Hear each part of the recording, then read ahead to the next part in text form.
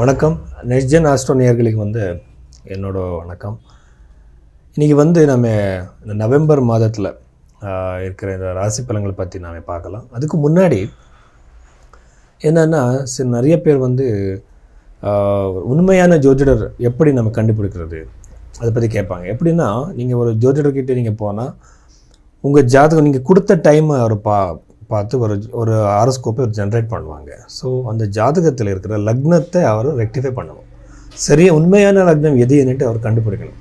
எப்படின்னா, உங்கள் லைஃப்பில் நடக்கிற பாஸ்ட் ஈவெண்ட்ஸ் என்னென்ன நடந்திருக்கு அது எல்லாமே அவரே சொல்லி அந்த லக்னத்தை அவர் கண்டுபிடிச்சி தான் அவர் ப்ரெடிக்ஷன்ஸ் கொடுக்கணும். இது ஃபஸ்ட்டு விஷயம். யார் உங்கள் லைஃப்பில் நடந்திருக்கிற அந்த பழைய விஷயங்களை ஒரு 4-5 விஷயங்கள் சொல்லுவாங்களோ அவர் தான் உண்மையான ஜோதிடர். அதுக்கப்புறம் நிறைய விஷயங்கள் இருக்குது. இங்கே தசை இருக்குது. தசை விம்சோத்திர தசைன்னு சொல்லுவாங்க, யோகினி தசைன்னு சொல்லுவாங்க, சர தசை. இது எல்லாமே அப்ளை பண்ணணும். பிரஷ்ன குண்டலி பார்க்கணும், கைரேகை எல்லாமே பார்க்கணும். லாஸ்ட்டில் இது கொடுக்கும்போது, ரெமெடிஸ் கொடுக்கும்போது இம்பார்ட்டண்ட்டான விஷயம் என்னென்னா, இங்கே இப்போ நீங்கள் புருஹத் பராசர ஓரசாஸ்திரம் பார்த்தா அங்கே என்னென்ன பூஜைகள் என்னென்ன யந்திரங்கள் பற்றி இல்லை, வெறும் தானம் மந்திர ஜப்பம் மட்டும்தான் இருக்குது. ஸோ அதுதான் அவர் சஜஸ்ட் பண்ணணும். ஸோ ஒரு வேளை ஒரு பூஜை இருக்குன்னா அது எந்த கிரந்தத்தில் இருக்கிறது அவர் சொல்லணும். ஸோ இங்கே இன்னொரு ஃப்ராட் நடந்துட்டுருக்கு. என்னென்னா, நியூமராலஜி, டேரட் கார்டு, ருத்ராட்சம், ஜெம்ஸ்டோன்னு சொல்லிட்டு இது எல்லாமே ஜோதிடத்தில் இல்லை. என்னென்னா, இப்போ ட்வின்ஸ் இருப்பாங்க. ட்வின்ஸுக்கு ஒரு 5 minutes 2 minutes டிஃப்ரென்ஸ் இருக்கும். ஸோ அவரோட வாழ்க்கை எப்படி சொல்கிறது? 2 பேரோட வாழ்க்கை அப்படியே இருக்குமா ஃப்யூச்சரில்? கண்டிப்பாக இருக்காது. ஸோ ஜோதிடத்தில் எக்ஸ்பீரியன்ஸ் இருக்கிறவர் அந்த ட்வின்ஸ் ஜாதகம் பார்க்குறதுக்காக சிஸ்டம்ஷம் பார்ப்பாங்க. ஸோ அது எல்லாமே ஒரு ஜோதிடம் தெரிஞ்சு தான் ஆகணும். ஸோ இந்த மாதிரி நீங்கள் ஐடென்டிஃபை பண்ணுங்க. ஸோ அந்த மாதிரி நீங்கள் உங்கள் ஜாதகம் பார்க்கணுமுன்னா நீங்கள் பைரவி ஹாஸ்டலில் நீங்கள் புக் பண்ணுங்கள். ஸோ இங்கே உங்கள் ஜாதகத்தை இந்த சயின்டிஃபிக்காக நாமே ஃபாலோ பண்ணுவோம். சயின்டிஃபிக்காக பார்த்து உங்கள் ப்ரெடிக்ஷன்ஸ் கொடுப்போம். இந்த தனுசு ராசியில் பிறந்தவருக்கு இந்த நவம்பர் மாதத்தில் என்னென்ன நடக்கலாம், நம்ம ராசி பற்றி பார்த்தா, இங்கே மந்த்ரேஸ்வரன் எழுதியிருக்கிற அந்த புத்தகம் பலதீபிக கிரந்தத்தில் இருக்கிற கோச்சார பலாத்தியாயம், இங்கே இருக்கிற அந்த பிரின்சிபல் தான் நான் அப்ளை பண்ணிட்டுருக்கேன். நடுவில் நாடி ஜோதிடத்தில் இருக்கிற அந்த கோச்சார பலம் பார்க்குற ஒரு விதம் என்ன இருக்குது அதுதான் அப்ளை பண்ணியிருக்கேன். ஸோ அப்படி பார்க்கும்போது தனுசு ராசியில் பிறந்தவருக்கு இம்பார்ட்டண்ட்டான விஷயம் என்னென்னா, கொஞ்சம் ஹெல்த் இஷ்யூஸ் வரலாம். யூஸ்வலாக அவருக்கு ஸ்டமக் ரிலேட்டட் இஷ்யூஸ் இருக்கும். அதை பற்றி கொஞ்சம் ஜாக்கிரதையாக இருங்க.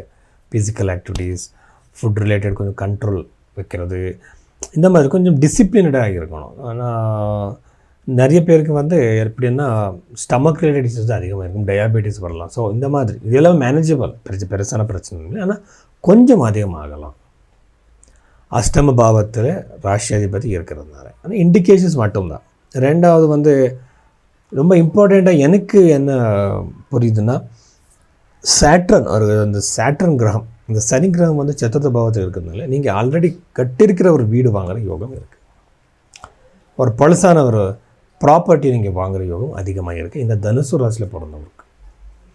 அதுக்கப்புறம் சேட்ரன் சனி கிரகம் இது லேண்டு, ப்ராப்பர்ட்டி, எஸ்டேட் எல்லாமே இது ரெப்ரசன்ட் பண்ணது இல்லையா, அதனால் அது வாங்குகிற யோகம் கூட அதிகமாகவே இருக்குது. ஆனால் வீட்டில் மிஸ் அண்டர்ஸ்டாண்டிங், பிரச்சனைகள், சண்டைகள் வர்ற வாய்ப்பு அதிகமாக இருக்குது.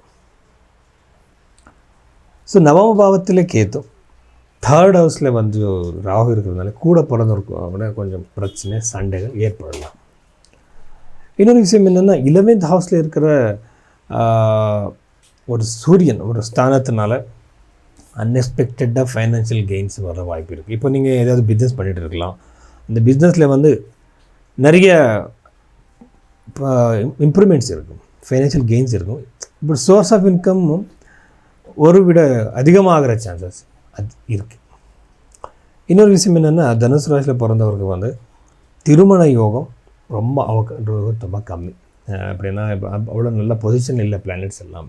ஆனாலும் கூட இதுக்கு சிம்பிளான ஒரு ரெமெடி இருக்குது. நிறைய பேர் என்னென்ன பூஜை சொல்லுவாங்க, அர்க்க விவாகம், கும்ப விவாகம், பெருசான ஹோமம், ஜெம் ஸ்டோன்ஸு, இந்த புஷ்யராகம் ஸ்டோனை நீங்கள் வச்சுக்கோங்க. அந்த மோதத்தை பண்ணிவிட்டு அந்த இண்டெக்ஸ் ஃபிங்கருக்கு வச்சுக்கோங்கன்னு சொல்லுவாங்க. அது எல்லாமே இல்லை ஜோதிடத்தில்.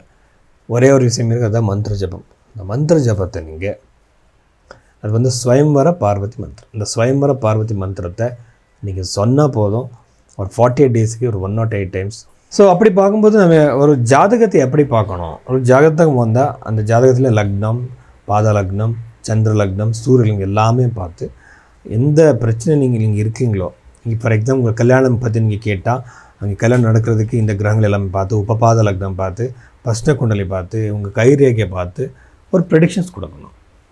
இது எல்லாமே கொடுக்கறதுக்கு டைம் வேணும். ஸோ அவர் டெடிக்கேஷன் இருக்கணும். அது எல்லாத்துக்கும் விட்டு உங்களுக்கு அவருக்கு வந்து இன்ட்யூஷனல் பவர் இருக்கணும். அந்த ஜோதிடருக்கு வந்து சும்மாவே நான் படித்த ஜோதிடர் ஆக முடியாது. அப்படி அவர் சொல்லணும்னா நீங்கள் டைம் கொடுக்கணும், ரெஸ்பெக்ட் கொடுக்கணும். அந்த ரெஸ்பெக்ட் கொடுத்தா தான் அவருக்கு இன்ட்யூஷனெல்லாம் அந்த ப்ரெடிக்ஷன் வரும். சும்மா நான் பணம் கொடுத்துட்டு இருக்கேன் நீங்கள் சொல்லுங்கன்ற மாதிரி இல்லை. ஸோ அப்படி பார்க்கணும்னா நீங்கள் பைரவி ஆஸ்ட்ரோ நீங்கள் கான்டாக்ட் பண்ணுங்கள். நான் உங்கள் ஜாதகம் பார்த்து நான் உங்களுக்கு ப்ரெடிக்ஷன் கொடுக்குறேன்.